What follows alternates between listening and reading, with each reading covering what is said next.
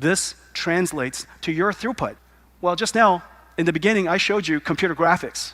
Well, it turns out that the friends we met at University of Toronto, Alex Krzyzewski and Sutskever and Ilya Sutskever and Jeff Hinton, they discovered the continuous scaling of artificial intelligence and deep learning networks and came up with the chatgpt breakthrough.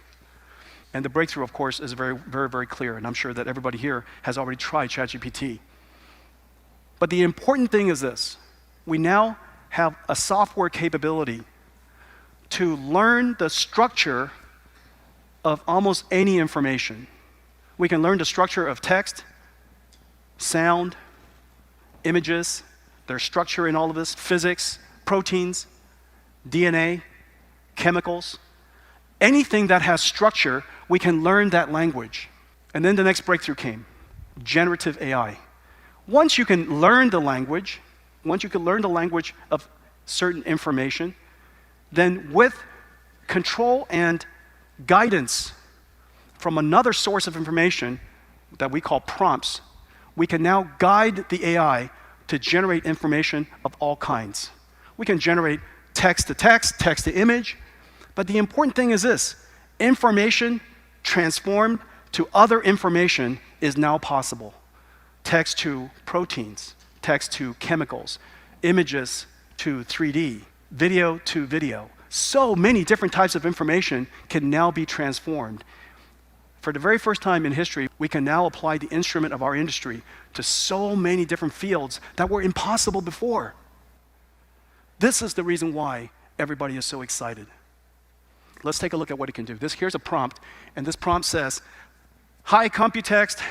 I'm here to tell you how wonderful stinky tofu is.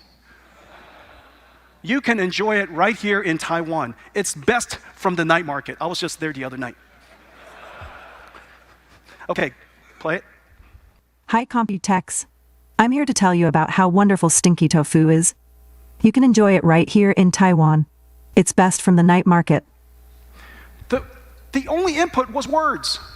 The output was that video. Okay, here's another prompt. "I am here at Computext. I will make you like me best. Sing it with me. I really like Nvidia." Okay, so this is the word. These are the words. These are the words. And hey, voice mod, could you write me a song? These are the words. Okay, play it. "I am here at Computex. I will make you like me best. Yeah, sing it with me. I really like Nvidia." Okay, so obviously this is a very, very important new capability, and that's the reason why there's so many generative AI startups. We're working with some 1,600 generative AI startups. Just utterly incredible. There's no question that we're in a new computing era. You don't have to just AI, this generation, this computing era, does not need new applications. It can succeed with old applications, and it's going to have new applications. The rate of progress, because it's so easy to use, is the reason why it's growing so fast. 1964, the year after I was born, was a very good year for technology. IBM, of course, launched the System 360, and AT&T demonstrated to the world their first picture phone. Encoded, compressed, streamed over copper telephone wires, and twisted pair, and on the other end, decoded. Picture phone, little tiny screen, black and white. To this day, this very experience is largely the same. Of course, at much, much higher volumes. For all of the reasons we all know well, video calls is now one of the most important things we do. Everybody does it. About 65% of the internet's traffic is now video. And yet, the way it's done is fundamentally still the same. Compress it on the device, stream it, and decompress it on the other end. Nothing changed in 60 years. We treat communications like it goes down a dumb pipe. The question is, what would happen if we applied generative AI to that? Let's take a look. The future of wireless and video communications will be 3D, generated by AI. Let's take a look at how Nvidia Maxine 3D, running on the Nvidia Grace Hopper Superchip, can enable 3D video conferencing on any device without specialized software or hardware. Starting with a standard 2D camera sensor that's in most cell phones, laptops, and webcams, and tapping into the processing power of Grace Hopper, Maxine 3D converts these 2D videos to 3D using cloud services. This brings a new dimension to video conferencing with Maxine 3D visualization, creating an enhanced sense of depth and presence.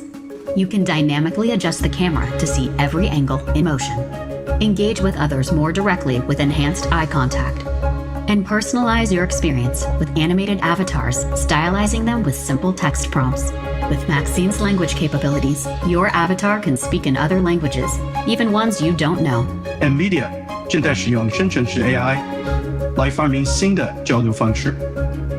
Nvidia は生成系 AI を用いてコミュニケーション技術に革命をもたらします。Nvidia Maxine 3D, together with Grace Hopper, bring immersive 3D video conferencing to anyone with a mobile device, revolutionizing the way we connect, communicate, and collaborate. Okay, so all of the words coming out of my mouth, of course, was generated by AI. So instead of compression, stream, and decompression, in the future, communications will be perceive, stream, and reconstruction, regeneration. And it can be generated in all kinds of different ways. It can be generated in 3D.